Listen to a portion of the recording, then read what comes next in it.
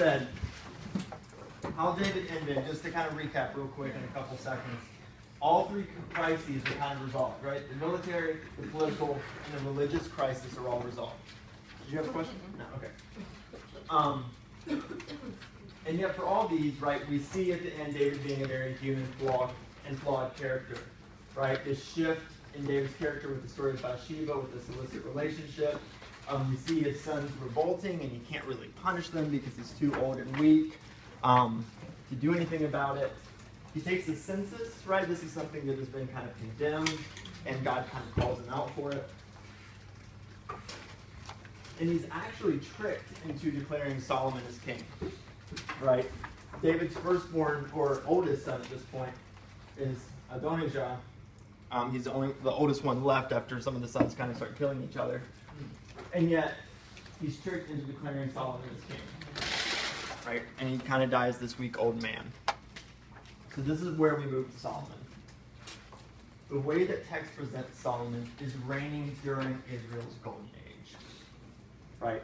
David has dealt with these three crises, and Solomon steps into this golden age, right? The text kind of presents Israel at this time as kind of existing in this power void, right? Egypt and Assyria are somewhat weak right now. And this allows Israel to flourish, right? If we remember our map here, we have, let's see, right here is, it's kind of a iffy drawing, but over here is Egypt, right? Here's the Sinai Peninsula, here's Israel, and here's Assyria, right? You've got these two huge powers on either side, but when Solomon comes to reign, they're both a little bit weak, which allows Israel to flourish, right? You don't have these two powers kind of trying to constantly come in during this time, right? And this allows Solomon to build up a military establishment, right? The text tells us that Israel really starts building up their military during Solomon's time, right? With chariots and defensive cities, right?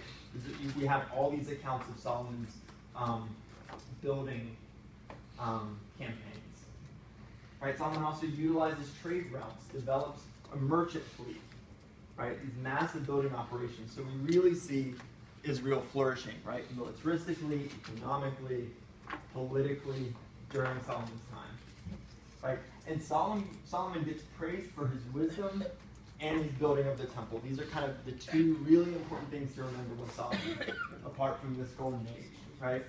This is from 1 Kings, right? It says, I have risen in the place of my father, who is David, thank you.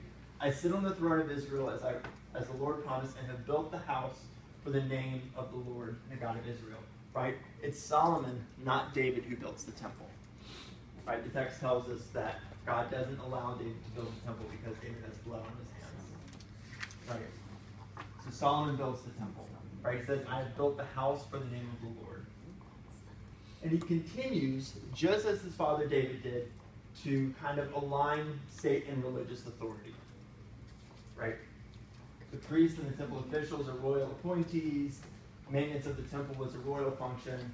And Solomon, just like his father before him, offers sacrifices in the temple, right? So we see here Solomon kind of stepping into this place that David has created and really kind of flourishing.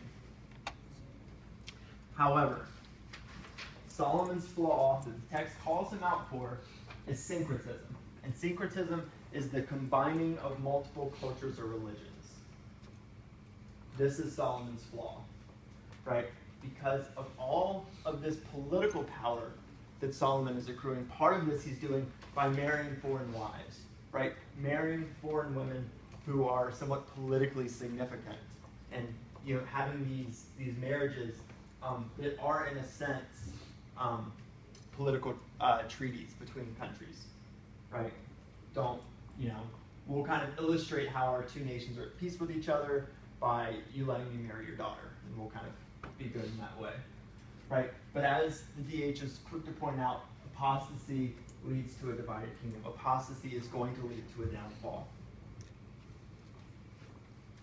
Okay, and we see in the Deuteronomistic history Solomon getting blamed for the split of the kingdom, right? For the kingdom kind of falling apart because of these foreign cults. Text from 1704. Maybe it's Solomon trying to defend himself.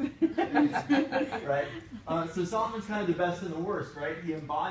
He does all these great things as far as building up Israel, building the temple, trying to tax us. He's like, yeah, I did all these great things. Right? At the same time, he's the worst. Can we silence that, please? I'm trying to turn it off. Solomon very much is the one who most fully embodies Samuel's warnings. Right? No other king embodies Samuel's warnings against a monarchy that we read as much as Solomon does. Right? Think about those warnings about taking children to serve in the military. And think about Solomon building up this military strength. Taking men to work. Solomon's building campaigns. Okay, so that's when they all came to pass. Right. Okay. And we see the same warning, or a similar warning, in Deuteronomy. Right? Deuteronomy 17, we have a warning against having a king that is too strong to where the king and the people are somewhat disproportionate in power. The king starts taking wealth and starts also taking foreign wives and bringing in this kind of apostasy. So in one sense, Solomon is the best and the worst because of all these great things he does, and yet how he very fully embodies these warnings against a monarchy. Solomon dies in 922 BCE. I'm not a big stickler for dates, but there's 3 dates you're going to need to know, and this is one of them. Okay, Solomon dies in 922. His son Rehoboam starts inflicting a really harsh taxation on the people, and the people don't like it. Especially the 10 tribes in the north, who appoint for themselves Jeroboam as king and lead a revolt, in a sense, or not so much a revolt, but they secede. Right? When all Israel saw that the king would not listen to them, right? All Israel start thinking all Israel as in the northern tribe of Israel, because when Israel splits, right, we get Israel in the north and Judah in the south, or what these kingdoms are referred to. So when all Israel saw that the king would not listen to them, the people answered the king, what share do we have in David? Right? What share do we have in this southern kingdom? So Israel has been in rebellion against the house of David, Judah, to this day. Right? These 10 tribes revolt and secede because of this taxation. They don't feel like Rehoboam is listening to them and their outcry against it, and so they secede. And that fragile union falls apart in 922. Right? This happens really quick. And for the next 200 years are a very contentious period where the kingdoms fight with and against each other. Right? Sometimes there's an enemy and they'll kind of get together and fight them. A lot of times they'll fight against each other. There's times when Israel will try to get Judah to fight with them. Judah will say no, so Israel will get some other buddies to attack Judah to make them fight with them. This whole union that David supposedly built falls apart as soon as Solomon dies. Can I ask a question? Yeah. I know it might sound simple, but a lot of the texts use the term to this day. What does that mean? Well, let me put that out to you guys. What do you think that means? Why does it say? What can we infer by a text saying to this day?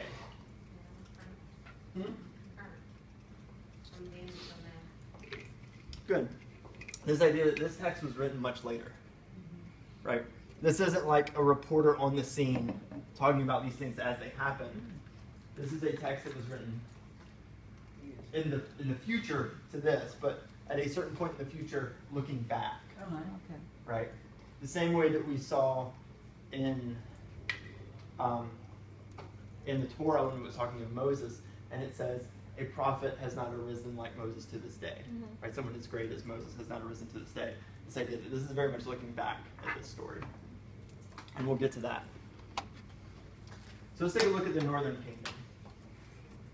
All right, Israel is composed of the 10 northern tribes, everybody except Judah and Benjamin are in the north. And this kingdom is referred to as Israel.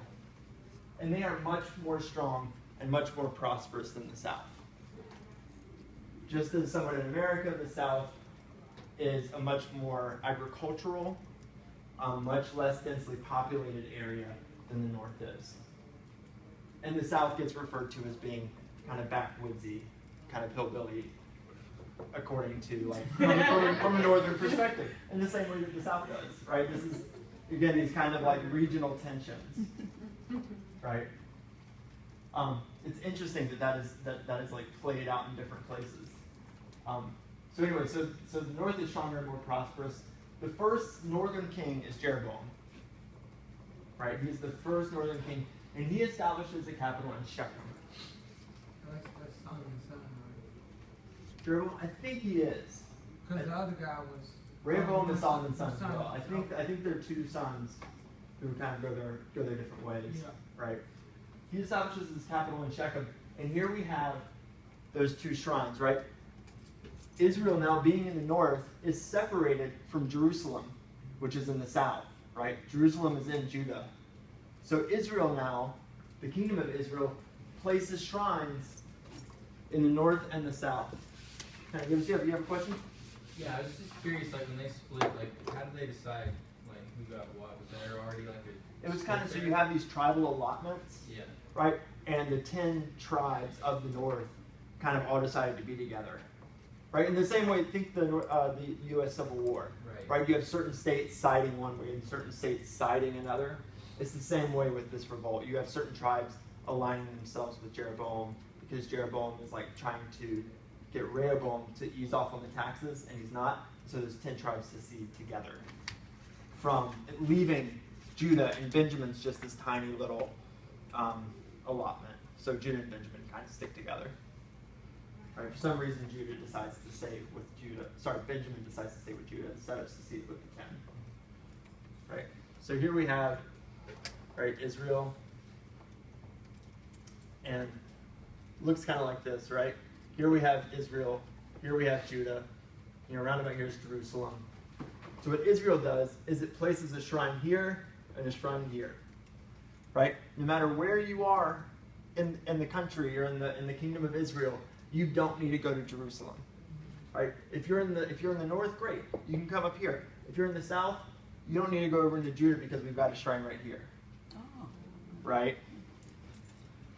And he sets up these golden calves to represent Yahweh potentially, Yes, right. but they are placed in the north and the south. And here we have in 1 Kings this great line. So the king took counsel and made 2 calves of gold. He said to the people, "You have gone up to Jerusalem long enough.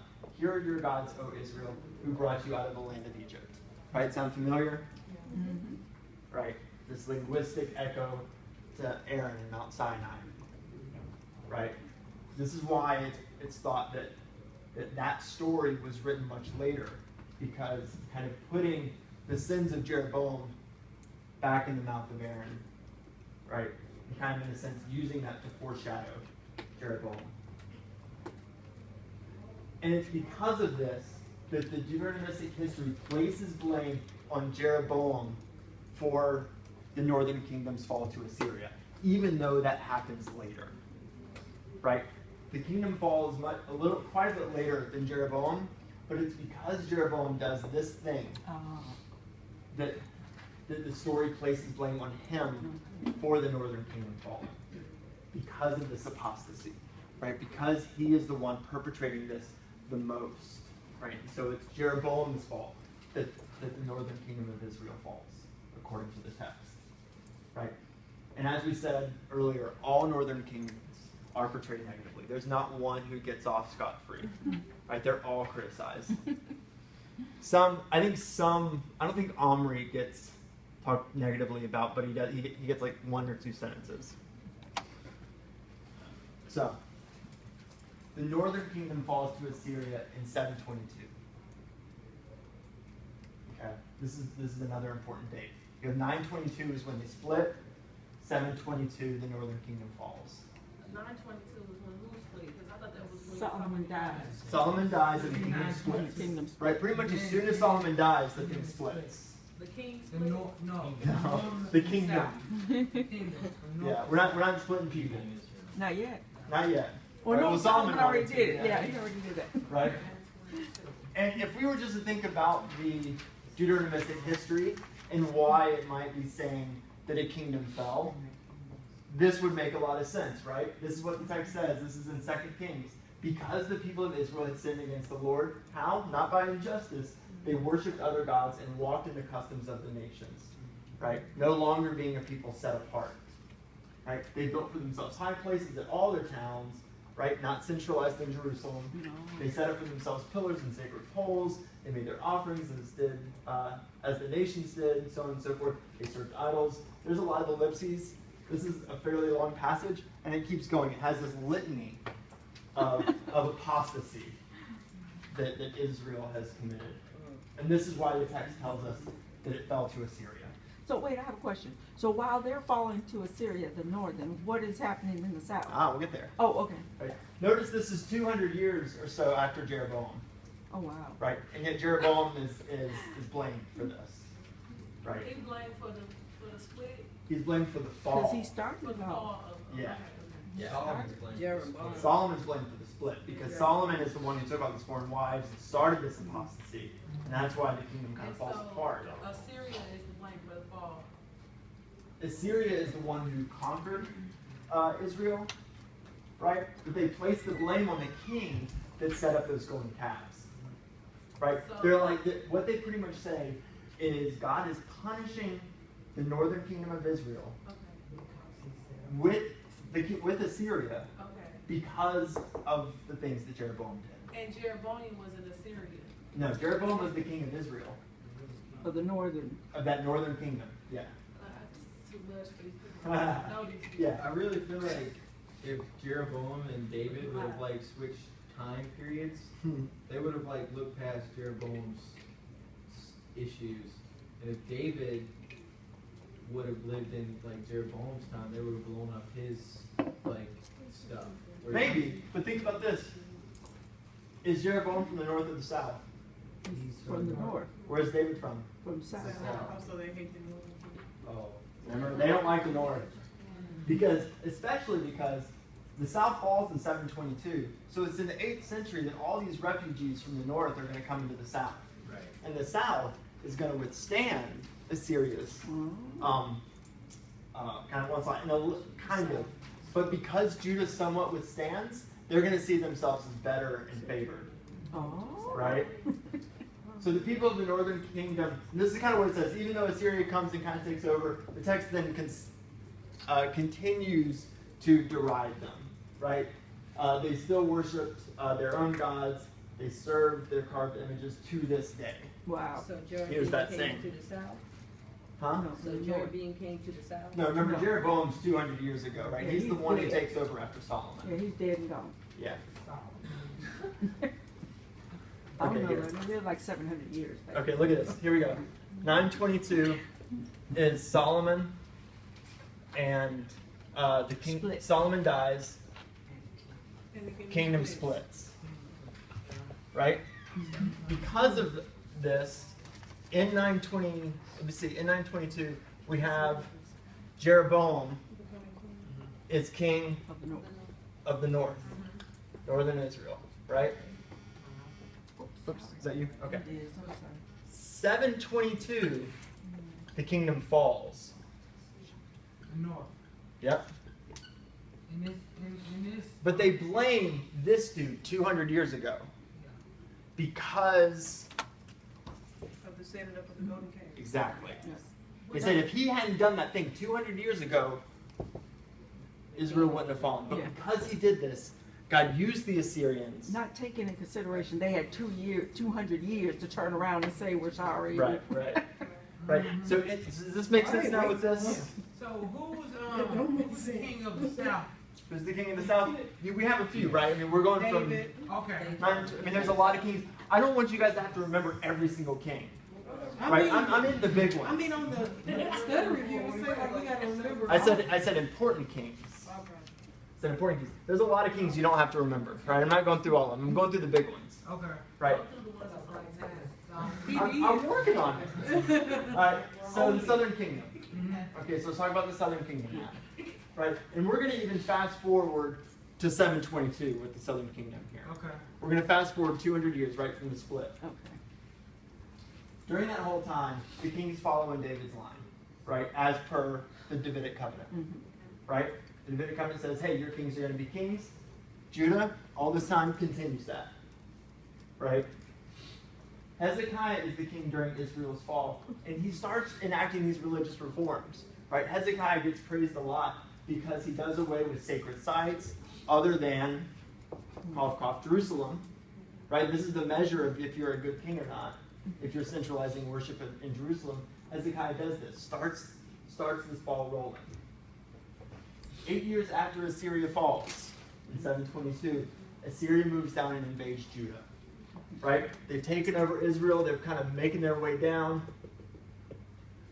8 years later, they get to Judah, and they start attacking. Right? They capture a lot of major fortified cities, and they lay siege to Jerusalem, but through a miraculous, through a miracle, pretty much you have this angel of God coming in and somehow slaying or confusing the army. Jerusalem withstands the siege, and the king of Assyria kind of retreats, right? But because they've already captured all these major fortified cities, they make Judah become a vassal, right? Which pretty much means that Judah is self-ruled, but they're subordinate to, and they have to provide military aid and tribute, right, money to the dominant state. So Judah at this time, we no longer have the northern tribe of Israel. This is fallen. We're left with Judah. But Judah is only kind of its own independent thing, right? Think of, I don't know if this is exactly the best analogy, but how the U.S. was with Britain, right? You have to pay taxes to Britain early on. You can have these little governments inside inside the U.S., but really the king is the one who controls what happens. That's kind of what's going on here with Judah and Assyria, that relationship. Does that make sense? Huh? Kind of? Canada. Yeah. Canada is still technically part of Britain. After Hezekiah, we get King Josiah. And here we get this story of King Josiah finding, in a sense, or most likely the book of Deuteronomy, or some early predecessor to the book of Deuteronomy. Right? And we get this passage. He read in the hearing all the words of the book of the covenant that had been found in the house of the Lord in Jerusalem. The king stood by the pillar and made a covenant before the Lord to follow the Lord, keeping his commandments, his decrees, his statutes with all his heart and his soul. Right? Remember this pops up a lot? It's all his heart and his soul. To perform the words of the covenant that were written in this book. All the people joined in the covenant. Right? The kind of religious reforms that Hezekiah started, Josiah just completely runs with. Right? And he enacts these major political reforms. And that's in 2 Kings 23. And it's Josiah, interestingly enough, not really David, but Josiah, because of these religious reforms, who is presented as the climax of kingship in Israel. Or in Judah. But Josiah, in a sense, represents this climax of kingship, right? Because of this finding of the law and enacting of it in major religious reforms and centralizing worship in Jerusalem. Now, remember the south is a vassal to Assyria, right? Assyria, and we'll get to this when we start talking about the prophets, starts expanding, right? If you don't have enough people to control all this expansion, then everywhere that you are, you get a little weaker, right? And Assyria eventually falls to Babylon because of that. And it's then Babylon who comes into Judah under Nebuchadnezzar and takes over Judah. And Judah now falls to Babylon in 586. Okay? This is the last important date that you need to remember. 586. Say Israel falls. 586. Judah falls. Right? Judah falls to Babylon in 586. And Manasseh gets the brunt of the blame here. He's not the king when Judah falls, but in the same way that they were okay blaming Jeroboam some 200 years later, they're okay blaming Manasseh because it's clearly not Josiah's fault. No. right? So the text is going to say it's clearly not Josiah's fault. Look at all the good things he's doing. It can't be Josiah's fault that Judah fell. So we need to look back to Manasseh. Okay? Zedekiah, interestingly enough, is the last king. We get a nice little story with Zedekiah. When the Babylonians came in, they slaughtered his sons before his eyes and then put out his eyes. They bound him in fetters and took him to Babylon. Happy story for King Zedekiah. The last thing he sees is his sons getting killed, and then he's taken away into captivity. Zedekiah. That's Zedekiah. Right. Yeah. So, let's talk about that phrase that you guys brought up, till this day, right? This idea that the Deuteronomistic history is looking back, right? Which means if it's looking back, the people are most likely, or potentially, not in Israel or Judah anymore. They're in exile, right? The thought is that most of the Deuteronomistic history is written after Judah fell, right? Because of certain phrases, right? Such as till this day, things like this. And it's thought that the Deuteronomistic history is responding to the first major crisis of Israel, right? They are defeated and they are exiled. They are no longer in the land promised to Abraham, Isaac, and Jacob.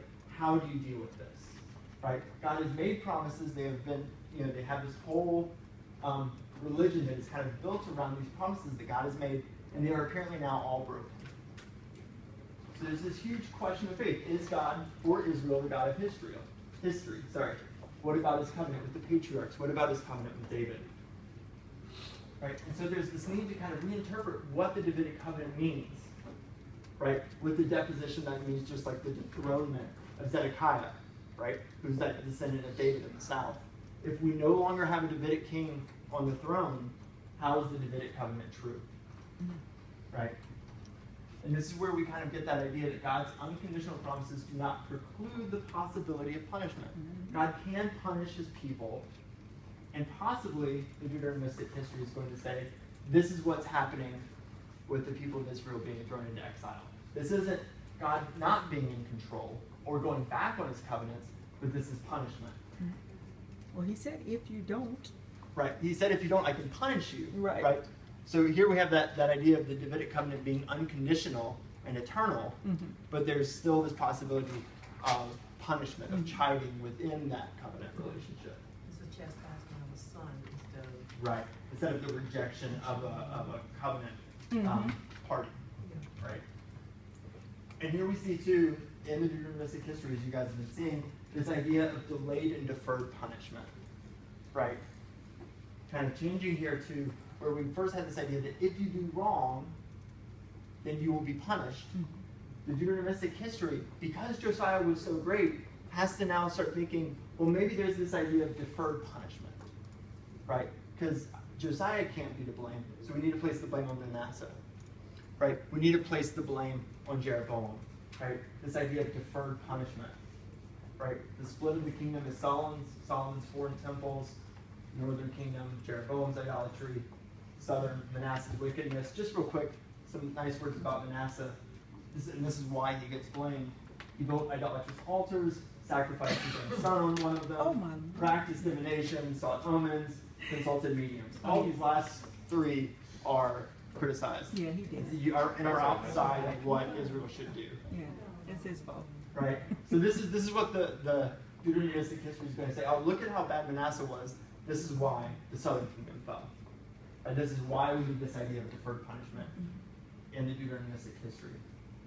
And finally, this idea that the Assyrians and the Babylonians are God's tools of punishment, which is an interesting concept, right? That God can use nations other than Israel as tools to punish Israel, right? This is their way of trying to make sense of where they are and what has happened, right? Is God really in control, or has God gone back on his covenant? From the point of the Deuteronomistic historian, they're going to say no. And these are the reasons why. And there's some different theories, right? Why the book was written, right? And some kind of nuance within that. Here's three kind of major people who have different kind of perspectives on the Deuteronomistic history. Martin Noth says that the Deuteronomistic history doesn't really offer any hope of restoration, right? It's just trying to say that the Babylonian conquest was just judgment, right? That that the kingdom splitting and Israel falling and Judah falling is punishment. Yahweh is still both powerful and just, right? This is his kind of theory on why these books were written, why this history was written, and why it was written this way. Why does he think no hope of restoration? Because he doesn't see any. Uh, He says, look, this is just judgment. I mean, this is just judgment. okay. This is his kind of perspective on why this text, it was trying to explain how Israel could be in exile, Okay. right? It's kind of his theory. How long ago were their explanations? They Honestly, all not not sure. sound German. They do all kind of have German sounding names. I want to say the 80s and 90s. I could be off on that. It's my guess. You can double check that for me. That'd be great. Gerhard von Rad said it's supposed to explain the fall, but there is hope. Right? This is his theory. Is that okay? If we're going to say history is under the control of Yahweh as far as the text is concerned, then the promises to David include a promise that his kingdom will never fail. Right.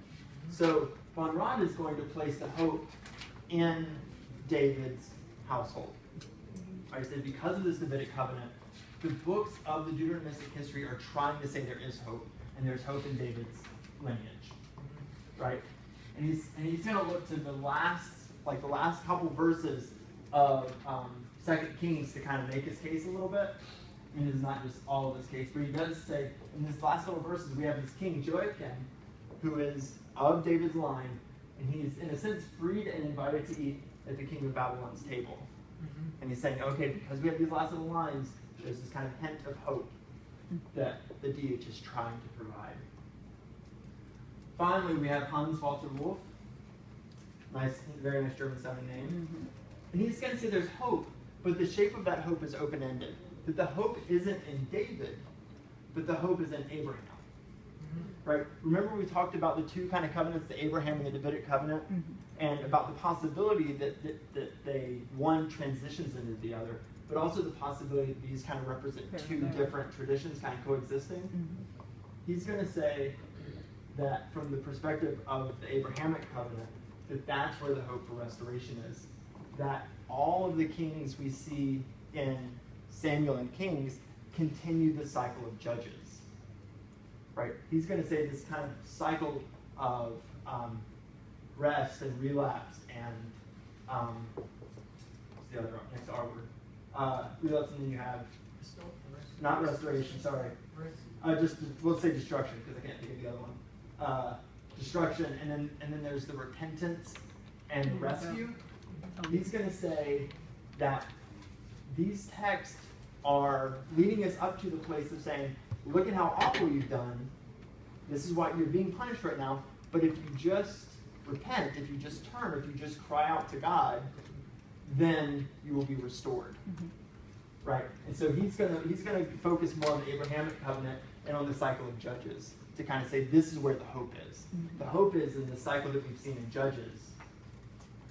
And if we can just turn from this way, if we just cry out, then God will save. He's right. You side with him? Cool. Okay. But Yeah.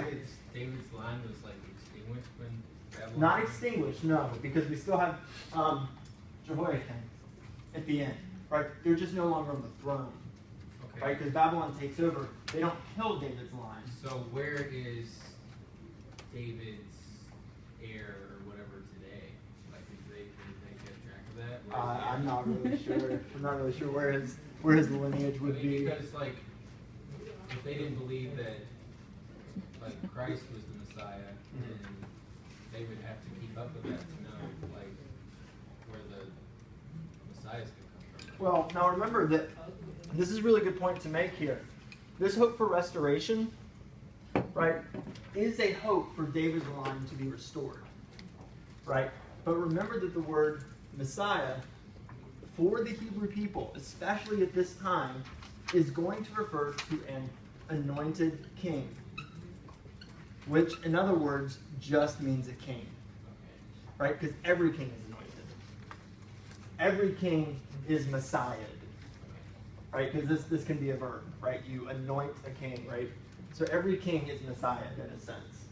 So we'll see actually when Judah returns to their land after Cyrus, way down the road, that someone from David's line does sit back on the throne. It's interesting though because he kind of disappears from the text.